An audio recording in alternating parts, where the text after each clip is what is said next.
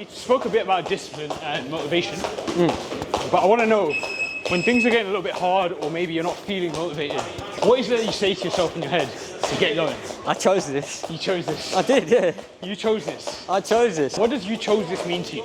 It means there was obviously some point in time, and don't get me wrong, we all change, but there was some point in time, or multiple points, I've had serious thoughts to myself. Yeah. And so, is this really what you want? Yeah. The fact that I'm still here doing it means that, yeah, I must be. It's an option at the end of the day. It's not, I don't have to do it. Yeah. I enjoy it, I love it, it's a hobby. But it's also a lifestyle I enjoy.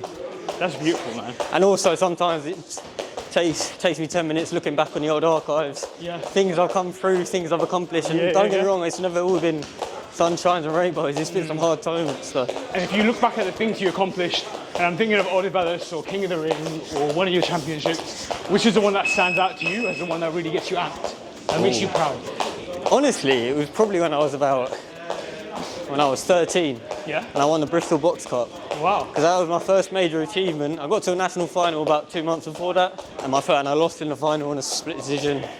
But that Box Cup, I turned it all around. I dropped weight, which was a big thing for me being 13 years old. I had to go on a diet for about 2 weeks, which is a massive thing for me. So I remember a boxer Repton kid, a very good kid. He'd only lost once out of about 10. And I was coming off 2 defeats. Wow. And I remember that like no other that day. Getting in the ring hungry, looking him down, thinking I'm having it. I'm ready.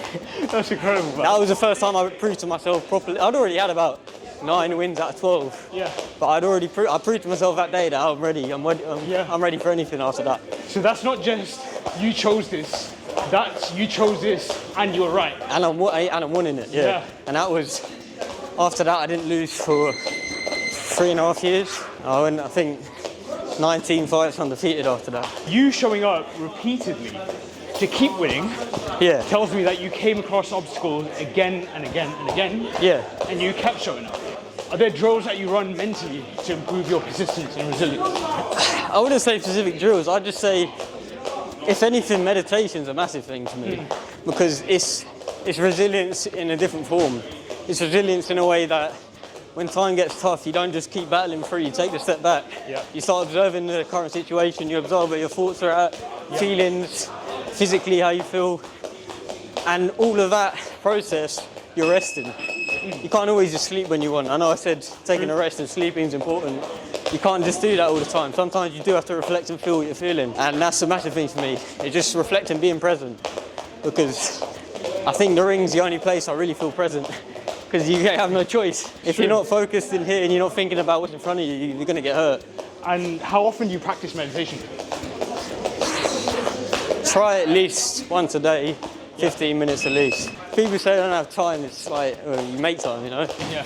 Because I didn't used to like it first thing in the morning, but I feel like that's when my head's most clear anyway. So what's the next big goal that you'd like to accomplish, whether it's in the ring or not? Big goal would be to get first in my degree. Yeah. Which is obtainable, it's going to be hard.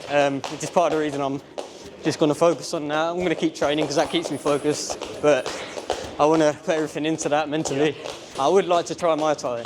Okay. I'm not a fan of being kicked, but I'd like to learn how to kick. I'd like to learn how to kick. That is something I want to venture out, but there's no pressure to do anything with it. Yeah. Just enjoy a bit of training. You know what, if you weren't boxing, is there another sport that's ever caught your eye and you thought, maybe I'd be good at that? I used to play football quite high level. I played for QPR. I lasted about 3 months. Wow. And I hated it. You hated it? I hated the atmosphere. It was all every man for themselves. Okay. Even in the same team, someone missed a goal, everyone looking at them bad. Even if you score a goal, everyone's eyes on you because they want that spot. That's nerve-wracking, man. So I didn't enjoy it. I told my dad I don't want to do this anymore. And then that's when I chose boxing full time. Or my main interest. And you were 13 at that time as well? I was 11. You were 11? Yeah. So you were just trying out these sports at the first time? Yeah, boxing was, I wanted to quit after my first few sessions. I hated it. Wow. Because it wasn't all what I thought. I think the first time I sparred, I burst into tears, I got hit a few times. Wow. Hated it. And then kept at it, and then I started improving. Eventually, you know, the turtle in the hair race, or tortoise in the hair, kept up my routines, kept up my line work, my footwork drills, and it started paying off. So, if you could go back in time and be 10, 11 years old again, and you could restart your boxing career, what would you spend more time on and less time on? I'd spend more time just positive affirmations and thoughts. I Yeah. know it's a big thing to say when you're 10, but it's so important. Accepting that, you know, you're not good enough for this fight, or he's really good and I'm not that good. It's all rubbish, man. It's all in your head. Look how many underdogs you see, like your Buster Douglases beating Mike Tyson. Or even the other week you saw that Figueroa beat William Smith, you know, all those upsets and stuff, it's all a mental battle, I'm telling you. And you can say, oh, his hand wasn't good, or, you know, his foot was broke. Yeah. It's up there mentally, you've got to be ready for it. So if anything, I was just more self-confidence. Conditioning side of it, I think I was all there. My dad had always done my conditioning with me. Yeah. My weight, he was there, planning my runs, planning my groundwork, and introducing it at certain points in my career. Yeah. So I was never too tired or not too young to start weights and stuff like that. How important was training programs in your success as an athlete and a competitor? Oh, big. Because that's where a lot of my confidence came from. I knew I was 50% there by the time I got in the ring. Wow. I was halfway there because I was fit. Wow. Even if someone had double the fights, double the wins, I knew I was fit and I'm ready. And most of the time, especially as kids, they'll take shortcuts. I never took a shortcut. Wow. Which is something I can always look back on and think, I don't regret any of that. If you could give any advice to a young person starting to box now, or any person wanting to learn how to box, what would you tell them are the 3 most important things to focus on? So the 3 most important things, probably aren't very specific to boxing, just sport in general, would be love and work on the foundations till you're sick of it. And if you're sick of it, you keep going. Foundations and basics are so important. I still do it day to day.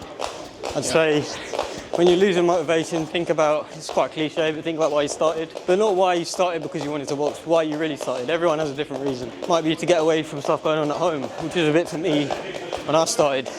It might be because they've seen someone win something, they've always wanted it. It might be as simple as they love it and they want to do well. But always think of why and realise that the time you're going through will pass. But that goal you've had will always stay, so that's the difference. And the last thing I'd say is just be consistent. Don't worry about how your mate's doing, how your club mate's doing, who's winning what. Just worry about the journey you're on. Don't worry about how everyone else is doing. Stay in your lane and just focus on your journey and make sure you're enjoying it. If you're not enjoying it, either think why, write down the reason why. If you're still not enjoying it, maybe think, probably isn't what you wanted to hear, but is it right for you? You know, some sports are not for everyone. And times I thought my sport wasn't for me, but now I prove myself wrong. Sometimes I wish it wasn't for me. So there is a right time to stop. I think there's a right reason, you know, and if you're having certain thoughts and certain feelings, you should either take a break or take it slow. It's a very dangerous sport. That's true. It's not kicking a ball around the pitch where you got 10 other guys that you can blame or, you know, lean back on. You're in there on your own, and only you can stop what's going on. You know what? One more question. Yeah. How important have teammates been to you as a former one? Honestly, not that important. Because as much as it's nice having a winning team, I've always liked being an underdog anyway. If anything, it's more of a motivation. So I'd say teammates in the gym are nice if they're like-minded. You know, I've met some brilliant people throughout boxing who have the same mindset. Sparring partners as well, count. Even people I've fought. In your gym as well. People I've fought speak to after, and you end up getting along. You end up boxing with them at different weights, and I don't think I've ever made any enemies through boxing. Because that's it. If you want to gain some respect, punching each other in the head 3 rounds, there's nothing really you can leave in there. See how many boxers we've fused before fights, and then afterwards they're best friends, you know? Because you earn respect differently. So. That's true, man. Cameron, I appreciate your time, man. This was really fun. No, it's been good. Bro, this was sick. Thank you, bro.